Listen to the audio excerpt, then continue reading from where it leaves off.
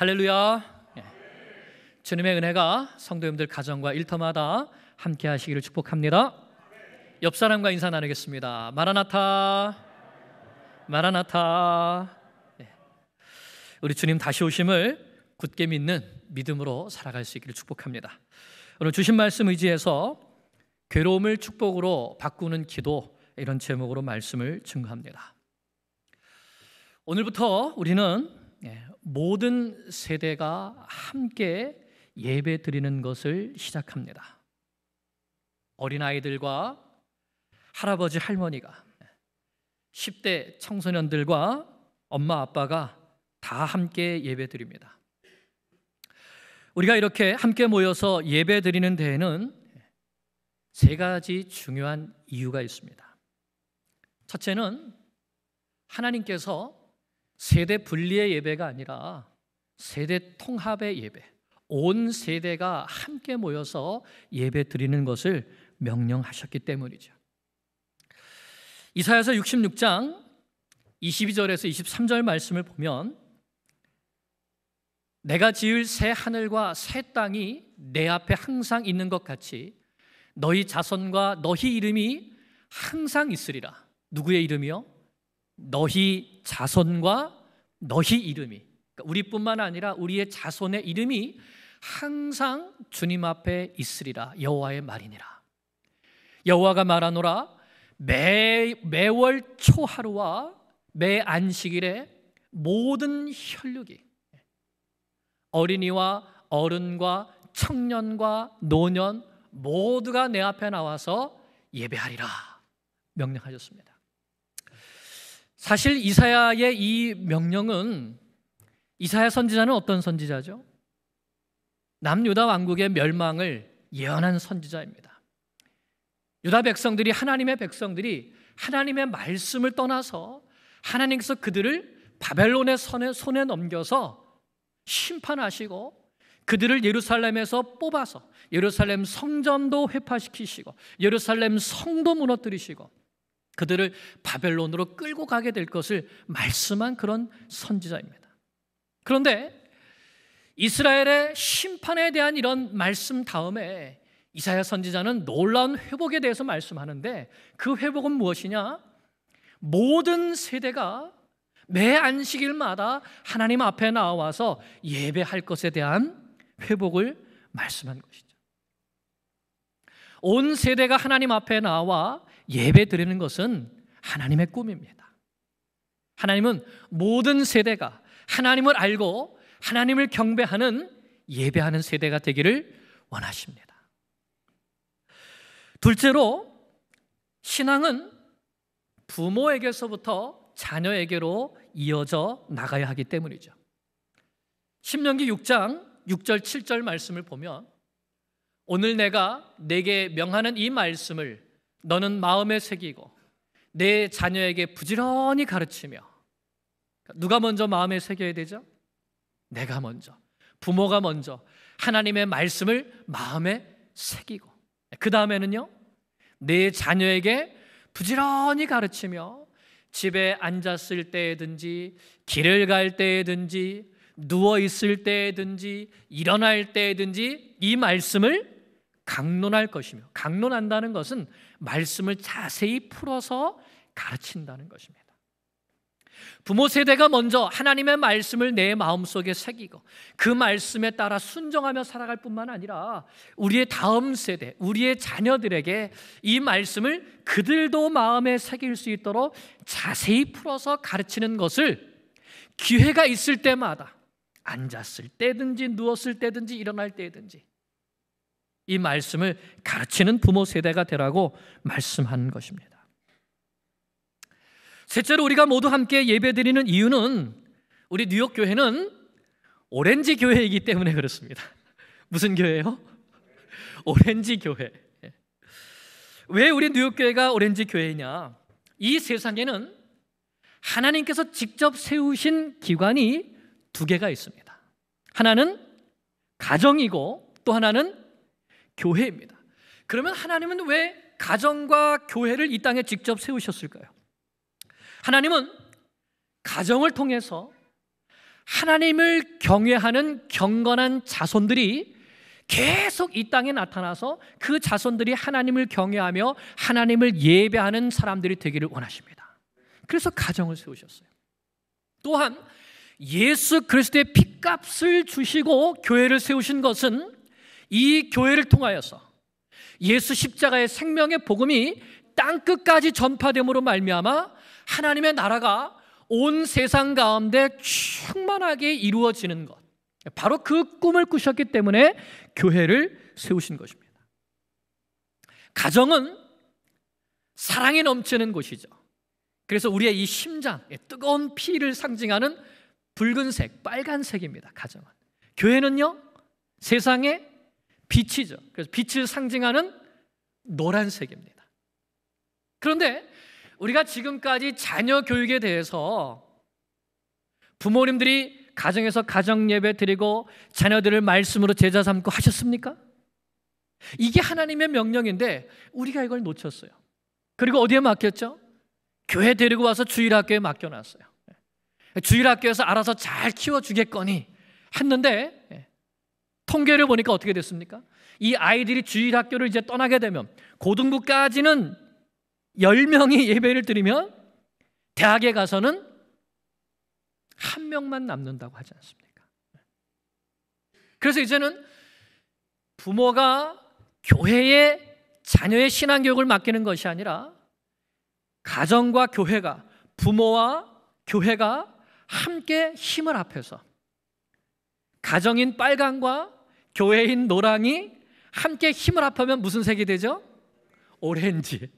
그래서 우리 교회가 오렌지 교회라는 거예요. 그래서 함께 예배하고 함께 자녀들을 양육하는 이 사역을 우리가 감당하겠다 하는 것이죠. 하나님의 꿈은 자녀들 다음 세대가 하나님을 사랑하고 이웃을 사랑하는 예수님의 제자들이 되는 것입니다. 그래서 우리 교회의 꿈도 우리의 자녀들, 우리의 다음 세대가 하나님을 사랑하고 이웃을 사랑하는 예수님의 제자들이 되는 것이죠. 이를 위해서 우리 교회는 가정과 교회가 힘을 합쳐서 빨강과 노랑이 힘을 모아서 하나님의 꿈을 이루어드리는 오렌지 교회가 되기로 한 것입니다. 그래서 이제부터 어른 세대와 자녀 세대가 함께 예배를 드리려고 합니다. 올해는 먼저 매달 첫째 주일에만 2부 예배 때 함께 예배를 드릴 것입니다. 그래서 어른과 아이들이 어떻게 함께 예배를 드리는 것을 하나님께서 기뻐하실까? 이것을 배워가려고 합니다. 우리가 그동안 팬데믹 때도 그렇고 또 가끔은 우리가 주일학교와 함께 부활절이든지 성탄절 때든지 함께 모여서 예배를 드렸죠. 그때 우리가 주로 사용하는 그 메인 언어는 뭐였죠? 한국어였습니다. 한국어. 모든 예배를 제가 한국어로 진행을 했어요. 그럴 때 우리 자녀들의 마음이 어땠을까? 여러분 혹시 생각해 보셨습니까? 그래서 이번 이제 올해 우리가 이 올젠 예배를 드리면서 한번 바꿔보는 거예요. 그 메인 언어를, 주된 언어를 영어로 합니다. 사회 예배 안내를 영어로 합니다. 그리고 이제 한국어가 자막이 나가요. 그러면 이제 우리가 아이들하고 이제 입장이 바뀌는 거죠. 그러면서 우리가 그때 그렇게 예배 드렸을 때 아이들이 그냥 따라오면 되지라고 생각했는데 아이들의 마음이 어땠을까? 우리 예배 함께 드리면서 하는 것을 우리가 한번 역으로 생각해 볼 수 있을 것 같습니다. 그래서 우리가 올해까지 한번 매월 첫째 주에 이렇게 한번 예배를 드려보고, 그리고 내년 1월부터 매 주일마다 2부 예배, 11시 예배는 함께 예배를 드리려고 합니다. 하나님께서 직접 우리의 예배를 인도해 주시고 축복해 주실 것을 믿습니다. 우리 모두가 함께 하나님이 기뻐하시는, 하나님이 참으로 받으시는 예배 드리는 참 예배자가 될 것을 믿습니다. 오늘 말씀은 사무엘의 어머니인 한나에 대한 말씀입니다. 성경에서 세대와 세대를 이어주는 일에 있어서 큰 기여를 한 사람, 그 사람이 있다면 바로 한나이죠. 어두운 세대에 빛을 비춰준 사무엘과 같은 훌륭한 자녀를 낳고 양육한 어머니이기 때문입니다. 앞으로 우리가 이 온 세대 통합 예배, 올젠 예배를 드릴 때 우리는 사무엘서의 말씀을 계속 보려고 합니다. 사무엘서를 통해서 우리 모두가 사무엘과 같은 사람, 다윗과 같이 하나님의 마음에 합한 사람, 이런 사람들이 되기를 바라기 때문입니다. 우리와 우리 자녀 세대 모두가요. 사무엘이 태어난 시기는 사사시대의 마지막 시기였습니다. 사사시대는 사람들이 자기 마음대로, 자기 마음에 좋은 대로 살아가는 시대였죠. 성경은 사사시대를 이렇게 한 문장으로 요약하고 있습니다. 사사기 21장 25절 말씀입니다. 같이 읽겠습니다. 그때에 이스라엘에 왕이 없으므로 사람이 각기 자기의 소견에 옳은 대로 행하였더라. 아멘. 이 말씀은 두 가지 의미가 있습니다. 그때 이스라엘에 왕이 없었다는 것은 이스라엘 백성들이 하나님을 왕으로 섬기기를 거절했다는 뜻이 있죠. 하나님을 버리고 하나님의 말씀을 버렸다는 뜻입니다. 둘째는 그래서 사람들이 각각 자기 소견에 옳은 대로 행했다. 하나님도 없고 하나님의 말씀도 없으니까 자기가 자기 인생의 왕이 되어서 내가 살고 싶은 대로 살면 되지 하면서 많은 죄를 지으면서 살았다는 것입니다. 그런데 그렇게 된 이유가 있습니다. 사사기 2장 7절을 보겠습니다. 함께 읽어볼까요? 백성이 여호수아가 사는 날 동안과 여호수아 뒤에 생존한 장로들 곧 여호와께서 이스라엘을 위하여 행하신 모든 큰 일을 본 자들이 사는 날 동안에 여호와를 섬겼더라. 우리가 지난번에 여호수아에서 말씀을 다 살펴보았죠. 여호수아는 이스라엘 백성들과 함께 가나안 땅을 정복한 장군입니다.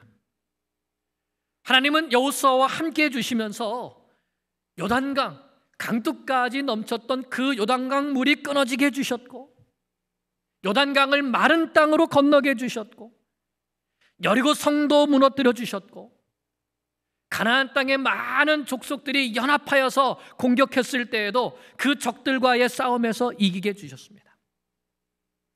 그래서 여호수아를 통해서 하나님께서 행하시는 이 큰 일들을 본 모든 세대의 사람들은 여호와를 잘 섬겼다는 것입니다. 그런데 그 다음에 문제가 생겼습니다. 사사기 2장 10절입니다. 그 세대의 사람도 다 그 조상들에게로 돌아갔고 다 죽었다는 것이죠. 그 후에 일어난 어떤 세대요?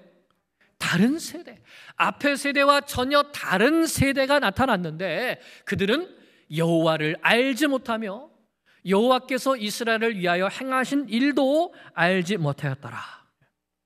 하나님께서 행하신 큰 일을 보았던 부모 세대가 다 하나님께로 돌아가고 나니까, 죽고 나니까 어떻게 되었습니까?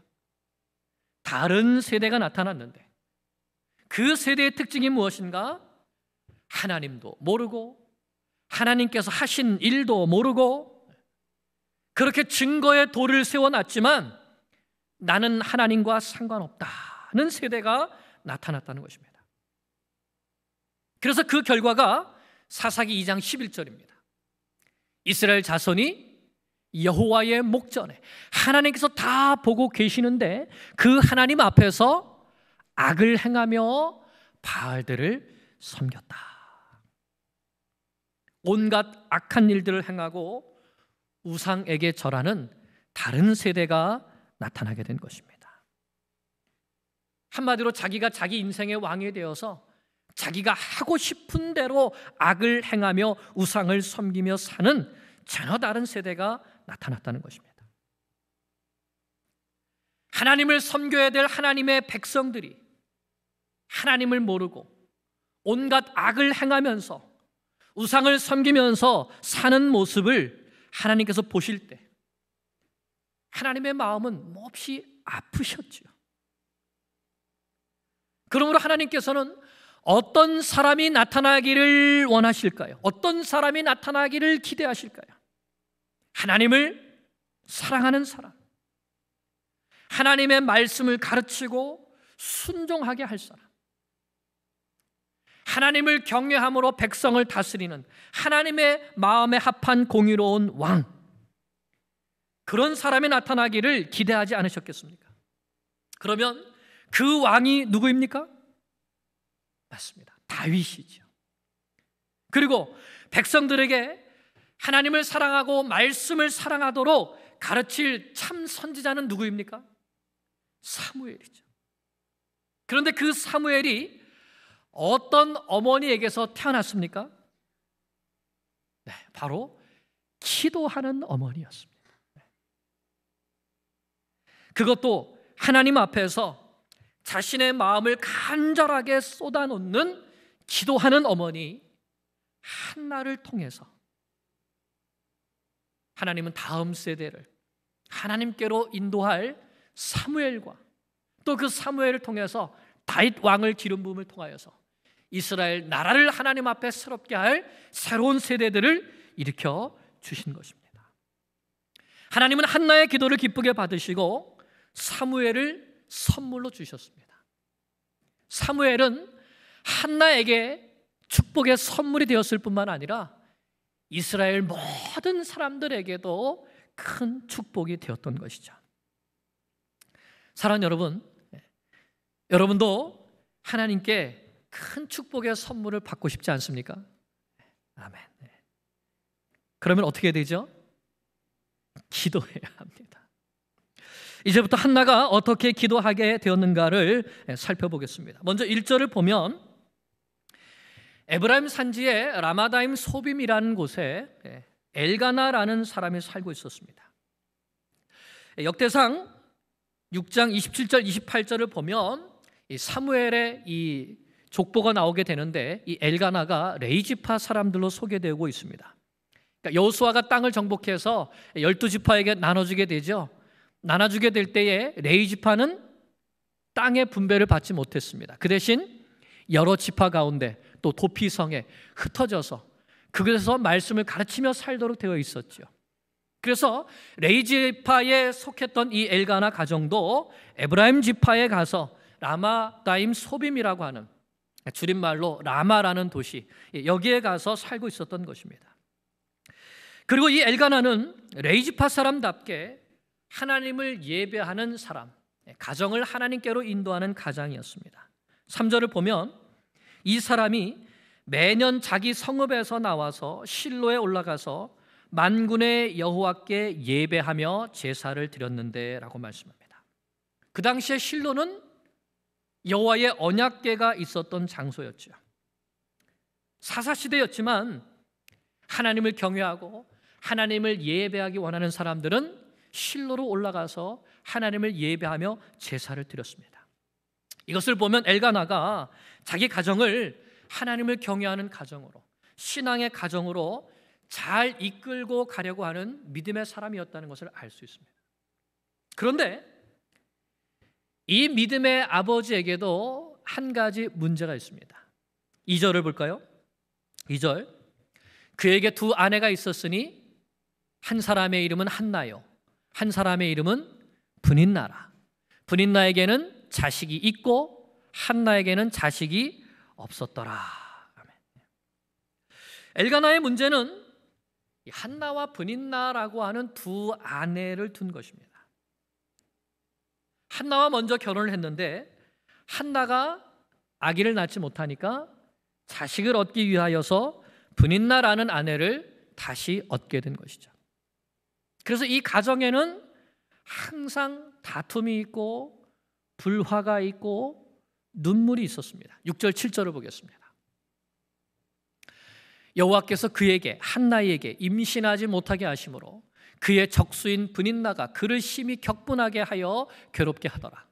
매년 한나가 여호와의 집에 올라갈 때마다 남편이 그같이 하매 브닌나가 그를 격분시키므로 그가 울고 먹지 아니하니.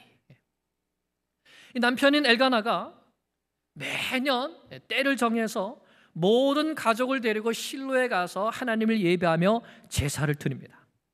그리고 나서 그 제사 드렸던 제물들을 가족들에게 나눠줍니다. 그런데 특별히 자식이 없는 한나는 어떻게 했습니까? 2배의 몫을 챙겨주었습니다. 이게 무슨 뜻이겠죠? 당신은 비록 나에게 자식은 낳아주지 못했지만 내가 당신을 더 많이 사랑합니다. 2배로 사랑합니다. 이런 뜻이 아니었겠습니까? 그러면 똑같이 가정이 올라가서 같이 제사를 드렸는데 누구는 한 몫을 받고 누구는 2 몫을 받으면 누구의 속이 뒤집어질까요? 분인나의 속이 뒤집어지는 것이죠. 아니 저것이 애도 못 낳는 것이 남편 사랑은 독차지 한단 말인가? 하면서 분인나가 속이 끓고 화가 나는 것이죠. 그래서 분인나가 화가 나서 한나를 더 괴롭힙니다. 더 격분하게 만듭니다. 그러면 한나는 어떻게 하죠? 울면서 아무것도 먹지 않았다고 말씀합니다. 그러니까 또 남편이 한나를 찾아가서 이렇게 말하죠. 8절에 나오듯이 여보 한나, 왜 울면서 아무것도 먹지 않소? 내가 당신에게 10 아들보다 낫지 않소? 또 이렇게 얘기하면 누가 또 속이 터집니까? 분인나가 또 속이 터지는 것이죠. 그래서 또 한나를 더 괴롭힙니다. 여러분, 모든 사람에게는 다 문제가 있습니다. 한나는 남편 사랑은 많이 받았지만 자식이 없다는 문제가 있습니다. 반면에 분인나는 자식은 많이 낳았지만 뭘 못 받아요? 남편 사랑은 못 받는다는 문제가 있죠. 이 세상의 모든 사람은 각각 다 자기 문제가 있습니다. 가난한 사람은 가난한 사람대로 문제가 있고 부자는 부자대로 문제가 있습니다. 높은 사람은 높은 사람대로, 낮은 사람은 낮은 사람대로 문제가 있습니다. 어른은 어른대로 문제가 있고 아이들도 아이들대로 문제가 있습니다. 요즘은 아이들도요, 힘들어서 못 살겠다 이런답니다. 힘들어서 못 살겠대요. 이따가 그래서 예배 드릴 때 한번 물어보려고 해요. 아이들한테. 아이들 한번 물어보세요. 사는 게 힘드니 안 힘드니? 너도 어렵고 문제가 있니 없니? 물어보면 뭐라 그럴까요? 힘들다고 그러고 어렵다고 그럽니다. 모든 사람은 다 문제를 가지고 있습니다.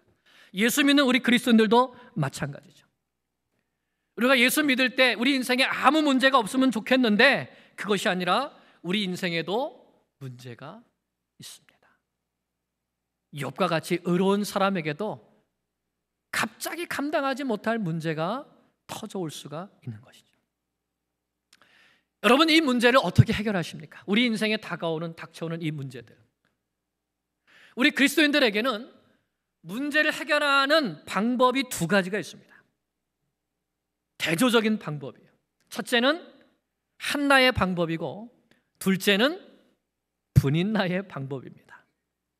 먼저 분인나는 인간적인 방법으로 이 문제를 해결하려고 했습니다. 아기도 못 낳아주는 이 한나가 남편 사랑은 독차지 하니까 분인나는 화가 났어요. 이 화가 난 문제를 어떻게 했습니까? 한나를 구박하고 핍박하고 더 화나게 하고 괴롭히고 격분시켜서 이 자기의 화난 이 문제를 해결해 보려고 했어요. 그렇게 되면 한나는 울면서 먹지 않고, 그러면 또 남편은 한나를 더 불쌍히 여겨서 한나에게 더 잘해줍니다. 그러면 또 분인나는 더 화가 나서 한나를 또 더 괴롭히고 싸우고 화내고 싸우고 화내고, 이런 악순환이 계속 분인나의 삶에 반복되었던 것이죠. 반면에 한나는 어떻게 문제를 해결했죠? 한나는 기도함으로 문제를 해결하려고 했습니다. 한나는 자기가 이 분인나를 통해서 격분함을 받을 때에, 분인나가 자기를 화나게 할 때에 남편에게 화풀이 하거나 남편에게 원망을 하거나 바가지를 긁거나 그러게 좀 더 기다릴 것이지 왜 세컨 와이프는 더 가지고 하면서 화를 내거나 하지 않았다는 거예요.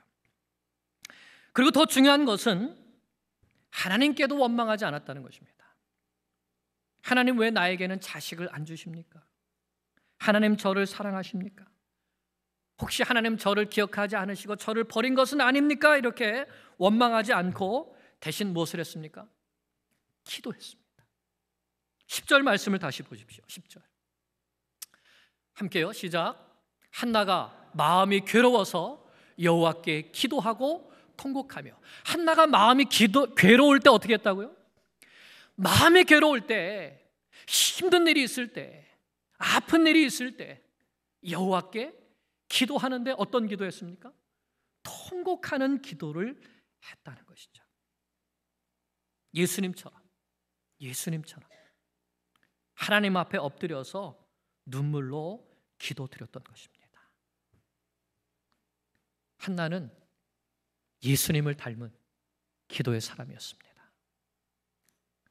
그러면 한나가 기도한 내용이 무엇이죠? 11절을 봅니다. 11절 서원하여 이르되 만군의 여호와여, 만일 주의 여종의 고통을, 나의 이 힘듦을, 나의 이 괴로움을 돌아보시고 나를 기억해 주시고 주의 여종을 잊지 아니하시고 주의 여종에게 아들을 주시면 내가 그의 평생에 그를 여호와께 드리고 삭도를 그의 머리에 대지 아니하겠나이다. 즉 나실인으로, 머리를 깎지 않는 나실인으로 내가 이 아들을 다시 여호와께 드리겠습니다 하는 기도를 한 것입니다.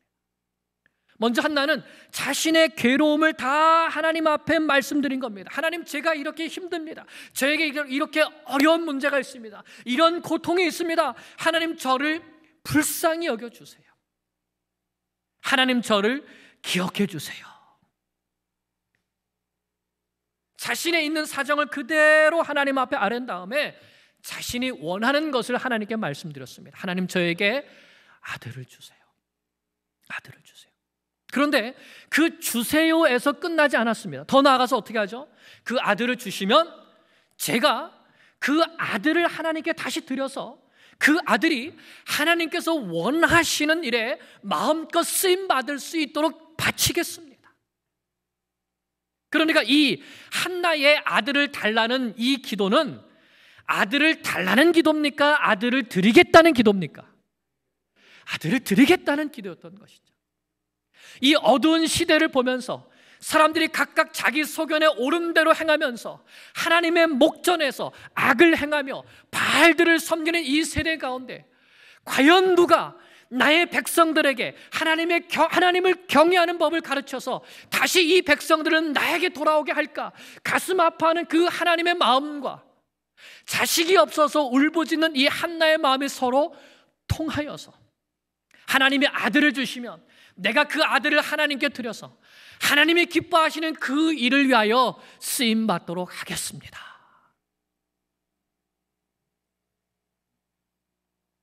이 기도가 하나님께 영광을 올려드리는 기도가 아니겠습니까? 내 문제를 통하여 하나님의 사랑을 확신하고 하나님을 섬기겠습니다. 하나님, 본인 나와 싸워서 이기게 해주세요. 본인 나보다 더 많이 자식을 갖게 해주세요. 이런 기도가 아니라 나와 하나님과 관계, 사랑의 관계를 더 확신하며 그 관계를 아들을 낳음을 통해서 확인할 뿐만 아니라 그 아들을 하나님께 드림을 통하여서 하나님의 나라가 다시 하나님 안에서 부흥하는 그 꿈을 꾸면서 하나님 앞에 기도드렸던 것입니다. 사랑하는 여러분, 우리에게 문제가 있죠? 우리는 이 문제를 붙들고 기도할 때 어떻게 기도합니까? 무작정 이 문제를 해결만 해달라고 기도하지는 않습니까? 이 어려움만 지나가게 해달라고 하진 않습니까?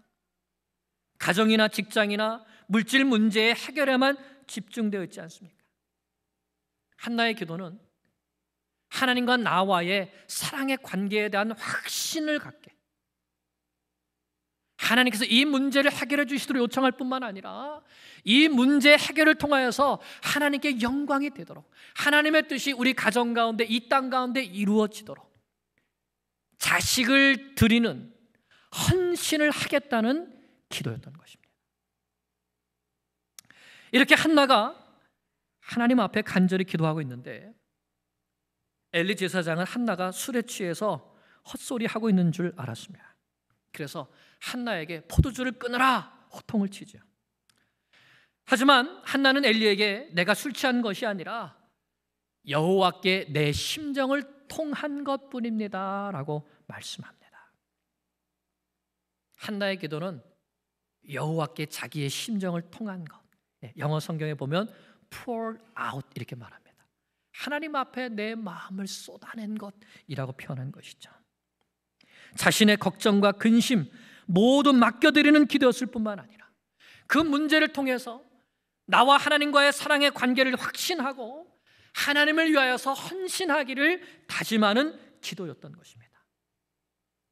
그래서 하나님은 이 한나의 기도를 기쁘게 받으시고 엘리를 통하여 축복해 주십니다. 평안히 가라.